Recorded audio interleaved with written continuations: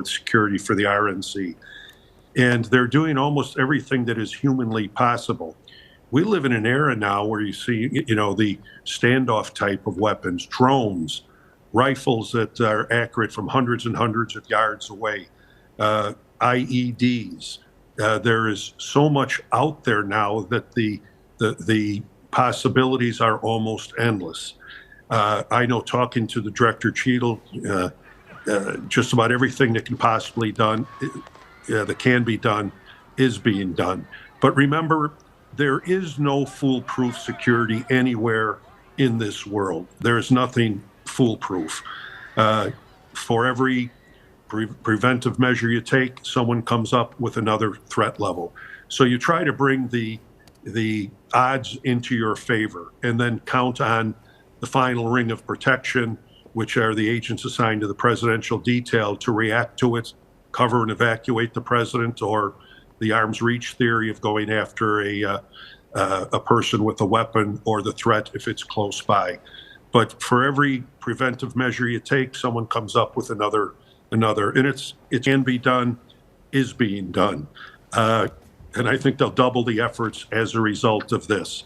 I think you will see our politicians and, of course, candidates for the presidency, they want to be out there in the public.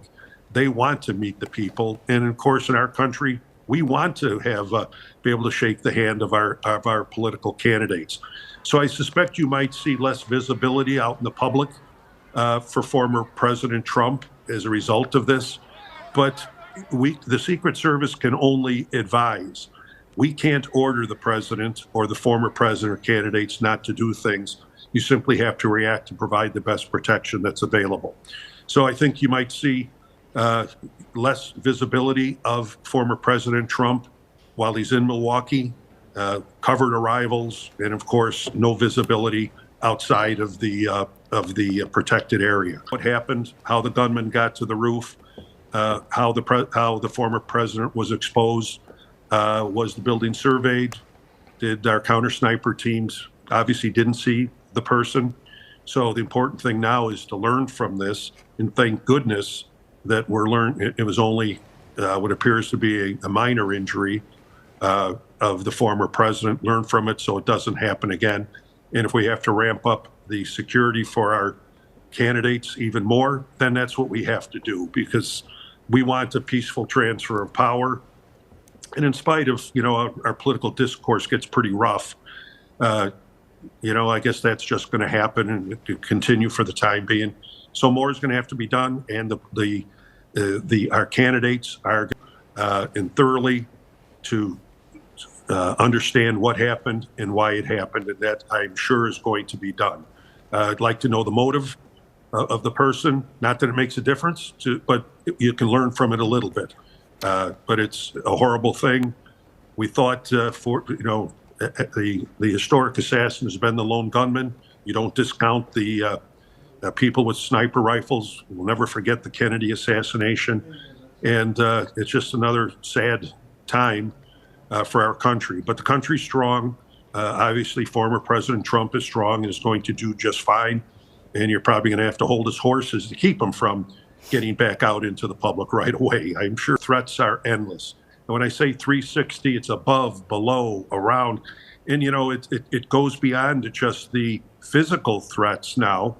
We know that there's threats that come from cyber, from drones, and from a variety of other different things. We've seen indications of people using a lot of technology to attack our embassies and people in our embassies. So there's all sorts of weapons out there.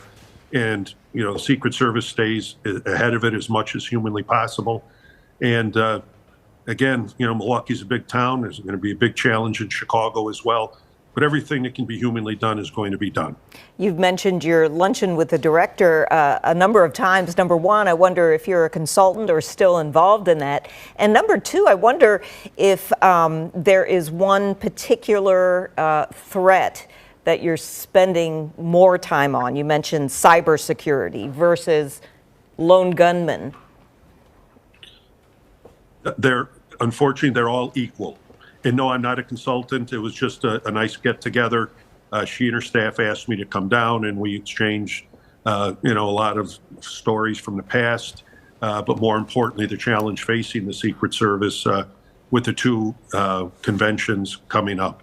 But it's an unending challenge. When we thought metal detectors would help solve the problem, now of course, we're right back to where the Kennedy assassination with a sniper on a building. So the threat is endless. That's going to have to be addressed. We asked if it was a failure. Yes, it is a failure. Plain and simple. And the Reagan assassination was a failure too, to the extent that he was injured. But fortunately, the convention is going to go on. The former president is going to be okay. As you pointed out, he's very resilient and probably more anxious than ever to get out on the campaign trail. But around the world, we see a lot of violence, a lot of political violence, and apparently we're not immune from it either. No, we are not. But as you said, the former president is doing fine. He will press forward. Tim McCarthy, former Secret Service agent, thank you for your insights tonight. How are you processing this? No, I think we're all in shock. Yeah, we're numb that happened. Can I say, when I heard this going on, I thought it was a firecracker. Just like with Kennedy, people thought it was a firecracker.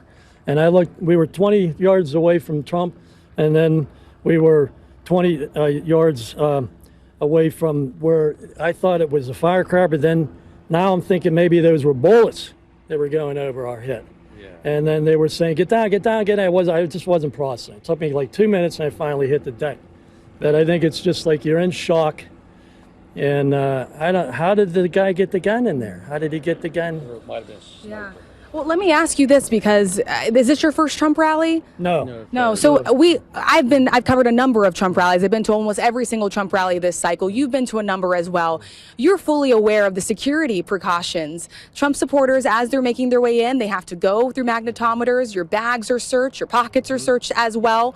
And so any area where you're around the former president, there is a sense of safety. Yeah. And so to have this occur, what was going through your mind as you heard gunfire, get down, get down? I think first I was in shock, but I do think I'm drawn to some of this I tried out for the Secret Service. I passed everything, but then they said, take your glasses off. That was the end of it. So my whole life would have been changed, but I couldn't see. But I guess I like to be where the action is in some ways. So, but I mean, not this, obviously this is just horrible, just horrifying. But Trump survived. That's good. It would have been horrible news, worse news if he had been killed. So that's good. At least we had that. But yeah, we're all in shock, and it's really something. I just got done saying every generation thinks, well, we're past that. We're not going to have any more assassination attempts, and then you have something else, and maybe that's really hard to stop. AK-47s or AR-15s, and they were just like hawks. They were looking around, staring at everybody, and their guns ready. And one guy looked kind of nervous. I mean, it was just, kept thinking that we're going to be a part of history here, So, yeah. But it's just it's horrible. I felt bad for that guy that was shot, because there was so much blood and things. So, he was right above me, so I thought, oh, there's no way he survived that. But, yeah, what a day. A hard thing to witness, and I so appreciate you all taking